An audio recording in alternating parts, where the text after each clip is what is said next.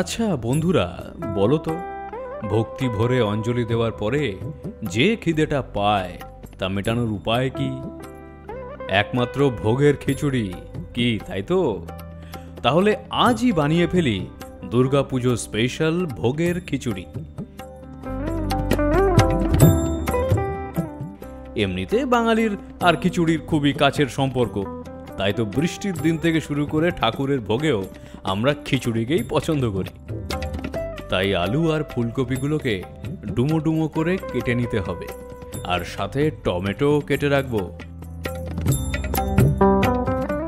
এবং মটরশুঁটিও রাখবো। এরপর কড়াইতে মুগ ডালটা মাঝারি আঁচে হালকা লাল অবধি ভেজে নেব। ডালের রং একটু লাল হলেই একটা বাটিতে ঢেলে জল দিয়ে ধুয়ে নেব। বেশি কচলালে কিন্তু ডালের ভাজা গন্ধ কমে যাবে।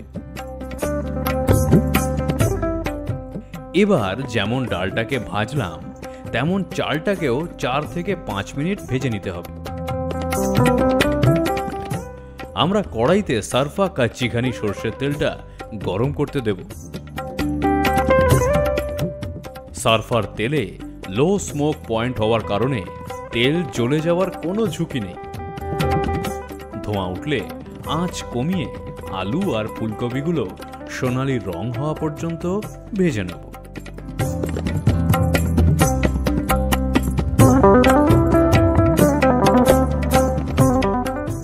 এবার একটি পাত্রে আদা বাটা, হলুদ গুঁড়ো, লঙ্কা গুঁড়ো, জিরে গুঁড়ো আর জল দিয়ে মশলার একটা মিশ্রণ বানিয়ে রাখব। সমস্ত উপকরণ তৈরি। এবার রান্নার পালা। একটি ডেচকিতে সারফা সর্ষের তেল নিয়ে নেব। তেল একটু গরম হলেই ফোড়ন হিসেবে দেব শুকনো লঙ্কা, তেজপাতা, এলাচ, দারুচিনি, লবঙ্গ আর গোটা জিরে।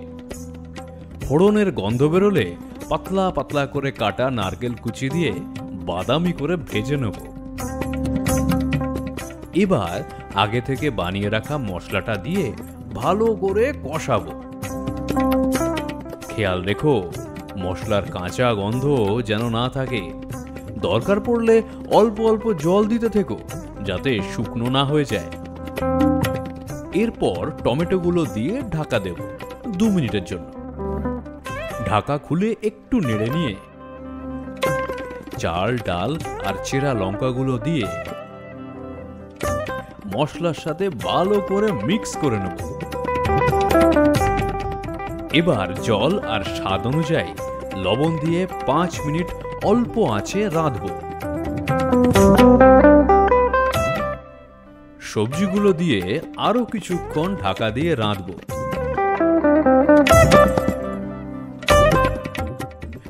তবে মাঝে মাঝে একটু নেড়ে দেখো যাতে নিচে ধরে না যায়। রান্না এখন শেষের দিকে। এবার চিনি দিয়ে 3 থেকে 4 মিনিটে আরো রেঁধে নেব। এবার আঁচ বন্ধ করে ঘি আর গরম মশলা গুঁড়ো ছড়িয়ে ঢাকা দিয়ে দেব।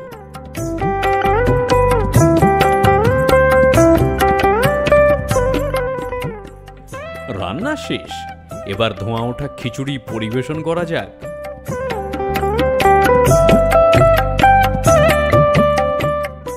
সাথে বেগুন, আলু আর পাঁপড় ভাজা না হলে ঠিক জমে না।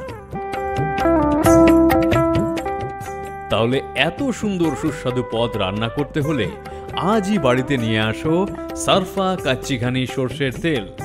লিংকটা ডেসক্রিপশনে রইল।